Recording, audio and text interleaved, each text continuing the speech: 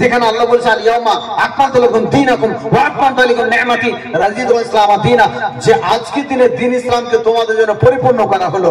ওয়া আতমামতু আলাইকুম নি'মাতি, যেখানে যত আমার নিয়ামত ছিল সেটাও তোমাদেরকে দিলাম, যেটা অন্য কোন নবীকে দেওয়া হয় নাই, অন্য কোন নবীর উম্মতকে দেওয়া হয় নাই, যেটা আমি তোমাদেরকে দিয়েছি। ওয়া আতমামতু আলাইকুম নি'মাতি রাদিতুল ইসলাম দীনা, দ্বীন ইসলামে আমি সন্তুষ্ট হয়েছে।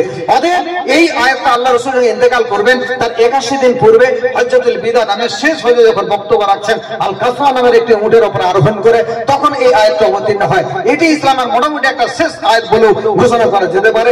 এই আয়াতটাতে মহান আল্লাহ এগুলো বললেন, ঠিক তার পরে দেখা গেল খনিজ সম্পদ, পেট্রোল, ডিজেল, কয়লা, সোনা, একটা খনিজ সম্পদ যত মুসলিম দেশে এই সমস্ত সম্পদগুলো দেখেন আয়াতের সঙ্গে সামঞ্জস্য।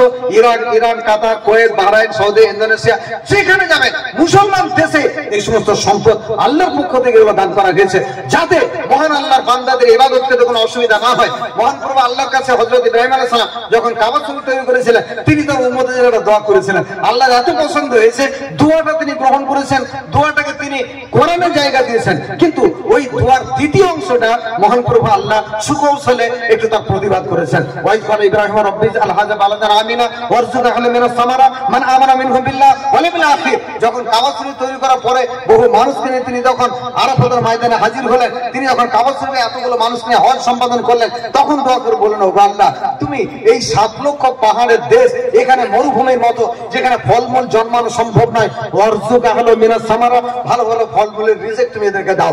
কি শর্ত? মানুষ হিসেবে একটা শর্ত বেঁধে দিলেন, মান আমানা মিনহুম বিল আখির, যারা কিয়ামতের দিনে বিশ্বাস করবে, তোমার উপরে ঈমান আনবে, ওই রকম সৎ মানুষগুলোকে তুমি খেতে দাও। আল্লাহ তার প্রত্যুত্তর বললেন, কল অমান কাফারা ফামাতু কালিলান সুম্মাস্তারুহি লাযবিন্নার ওয়া বিসাল মাসির। সুকৌশল মহান প্রভু আল্লাহ বলেন, হে ইব্রাহিম, আমি তোমার অসম্ভব দোয়া কবুল করলাম। পানির উপরে তুমি যদি ফুলের গাছ লাগাতে বলো তাও কবুল করলাম, পাহাড়ের উপরে তুমি জন্ম দিতে বলেছো সেটাও কবুল করলাম, কিন্তু আমি রব, আমি স্রষ্টা, আমি সবাইকে সৃষ্টি করেছি। যারা কাফের আমি তাদেরকেও তোমার দোয়ার পরিপ্রেক্ষিতে তাদেরকে আমি রিজিক দেব, তবে তাদের রিজিকের বরকত কম হবে, তারা হালাল হারামের বাদ বিচার করবে না। তাহলে এই অসম্ভব দোয়াগুলো মহান প্রভু আল্লাহ কবুল করেছেন।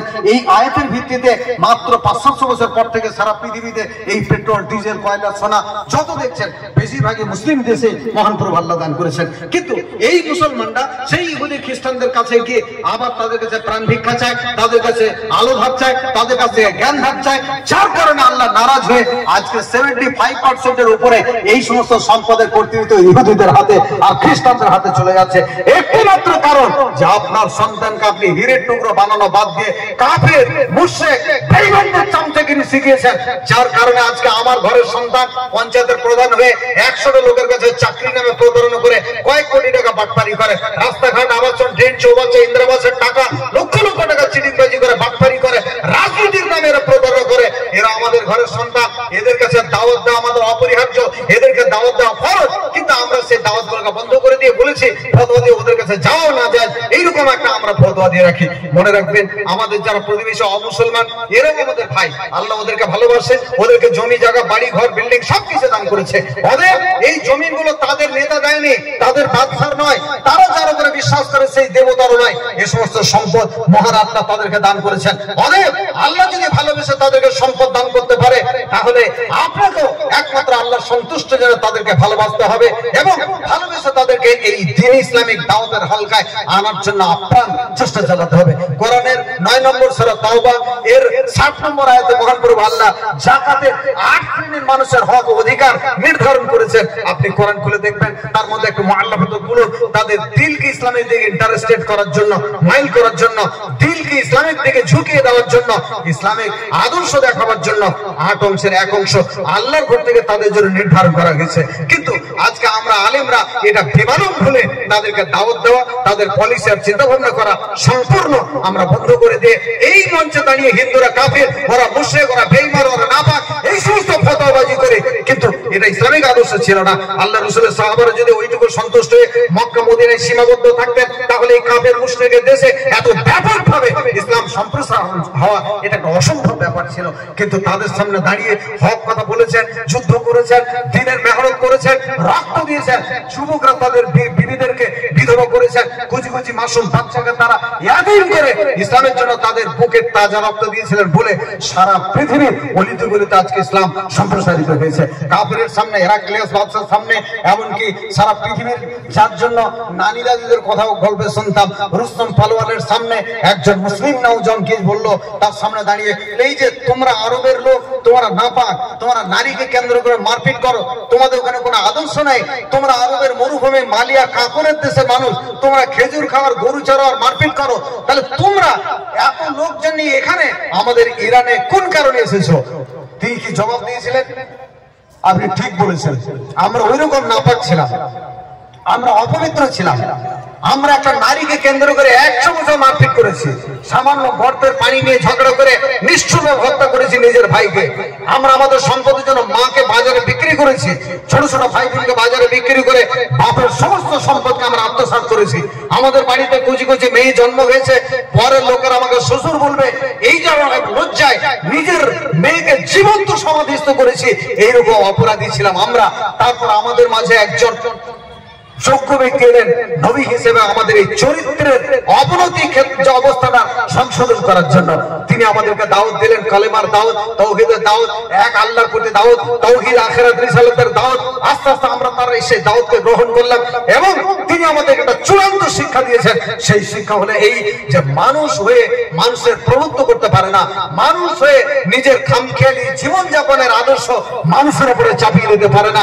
এই শিক্ষাটা শুধু দেননি, এই শিক্ষার পরে সারা পৃথিবীর মানুষের কাছে এই বার্তাটাকে পৌঁছে দেওয়াটা একটা অপরিহার্য কাজ। আর এই কাজ করতে গিয়ে যারা শহীদ হয়, রক্ত দেয়, পৃথিবীতে যেভাবে যত মানুষ মারা যায় সবচেয়ে উত্তম মৃত্যু হলো এই মৃত্যু, যে হক কথা বলতে গিয়ে যার বুকের তাজা রক্ত দেয়। সেজন্য আপনার কাছে আমরা এসেছি, এই মানুষগুলোকে মুক্ত করতে এসেছি, মানুষের তৈরি করা আইন থেকে মুক্ত করে মহান প্রভু আল্লাহ যিনি এই মানুষগুলোকে তৈরি করেছেন সেই আল্লাহর আইনের দিকে পরিচালনা করার জন্য এবং এই মানুষগুলোর জন্য একটা আল্লাহ প্রদত্ত সুশৃঙ্খল একটা নামি দামি প্রশাসন এবং সুন্দর একটা অর্থনৈতিক ব্যবস্থা, যে অর্থনীতির মাধ্যমে থাকবে জাকাত, যার মাধ্যমে থাকবে ফিতরা, যার মাধ্যমে থাকবে কোরবানি, যার মাধ্যমে গরিব দুঃখী অভাবী অসহায় এবং ধনী ও বিত্তশালীর সঙ্গে একটা প্রেমের মেলবন্ধন থাকবে, প্রেম ও ভ্রাতৃত্বের সুশৃঙ্খল একটা সম্পর্ক হবে, অবিচ্ছেদ্য সম্পর্ক।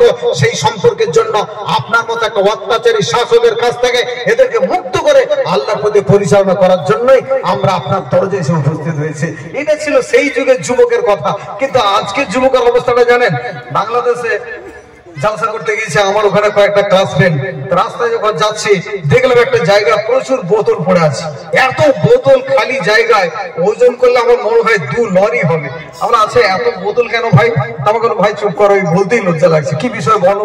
বলে এটা হলো কবরস্থান, আর এখানে বাংলাদেশের যুবকরা মদ খেয়ে এই কবরস্থানটার কারো ব্যক্তিগত মালিকানা নাই, সেই জন্য বোতলগুলো এখানে ছুড়ে ছুড়ে মেরেছে। আর কবরস্থানের বোতল, আপনি চিন্তা করতে পারেন যে কবরস্থানে নাই নাই করে 10-20 কুইন্টাল শুধু বোতল পড়ে আছে। আজকের যুবক মদের আড্ডায়, জুয়ার আড্ডায়, তাসের আড্ডায় তাদের লাইফ, তাদের জিন্দেগি এইভাবে তারা বরবাদ করেছে। তার মানে সত্যি আমরা আলেমরা ব্যর্থ। এত জুম্মা, এত খুতবা, এত জালসা, এত কোরআন হাদিসের আলোচনার পর সত্যি আমরা ব্যর্থ যে আমাদের ঘরের সন্তানদেরকে আজকে মদের আড্ডায়, জুয়ার আড্ডায়, তাসের আড্ডায়, মাঝামাঝির আড্ডায় তাদেরকে মুক্ত করে একটা সুশৃঙ্খল ভালো ইসলামিক রাস্তায় পরিচালনা করতে পারিনি। যদিও এই সমস্ত আলেমরা, জনসাধারণরা 90%-এরও বেশি মানুষ এখনো আলেমদেরকে ভক্তি করে, শ্রদ্ধা করে, ভালোবাসে এবং তাদের পদাঙ্ক অনুসরণ করার চেষ্টা করে। আসলে আমরাই ব্যর্থ। এই সমাজটাকে লোভ, লালসা এবং বিভিন্ন প্রতারণার জন্য আমরা ব্যবহার করি। এক শ্রেণী আলেম কোরআনকে তাবিজ হিসেবে কেটে টুকরো টুকরো করে হাতে বাঁধে, পায়ে বাঁধে, কোমরে বাঁধে এবং ক্রয় বিক্রয় করার জন্য আমরা এটাকে ব্যবহার করি। কোরআন সর্বস্তরের সর্বপ্রকার মানুষের জন্য কোরআন। অতএব এই কোরআন হিন্দুদের, এই কোরআন জৈন ব্রাহ্মণ, এই কোরআন হিন্দু সমস্ত মানুষের জন্য আমার উচিত ছিল তাদের দরজাতেও এটা পৌঁছে দেওয়ার জন্য একটা ব্যবস্থাপনা চালানো। কিন্তু আমরা সেইভাবে প্রচেষ্টা না করার কারণে আজকে আমাদের হিরের টুকরো ভালো ভালো সন্তানরা বরবাদ হচ্ছে। আমি আবার ফিরে আসি, আমি যে বিষয়টা বললাম 2017 সাল থেকে আমি নতুন করে একটা মাদ্রাসা তৈরি করার চেষ্টা করলাম, যে আমি আলাদা একটা মাদ্রাসা তৈরি করব। মেলা দেশে মাদ্রাসা আছে, তারপর আরেকটা মাদ্রাসা আমি তৈরি করব। আমি এমন একটা মাদ্রাসা তৈরি করব যে মাদ্রাসায় একটা বাচ্চা ক্লাস 1 এ ভর্তি হলে ক্লাস 6 এ যেতে যেতে গোটা কোরআনের হাফেজ হবে, 7 8 যখন যাবে কয়েকশো হাদিসের হাফেজ হবে, ভালো আরবিতে কথা বলবে, ভালো ইংরেজিতে কথা বলবে, 9 10 এ যখন যাবে 90% এর উপরে তার নাম্বার পাবে। এবং আমার এই মাদ্রাসার ছাত্র এরা আইপিএস হবে, ইঞ্জিনিয়ার হবে, ডাক্তার হবে, প্রফেসর হবে, লেকচারার হবে, এবং যে যে জায়গাতে চাকরি করবে জীবিকার জন্য দুনিয়ার যেখানে থাকবে সেখানে সে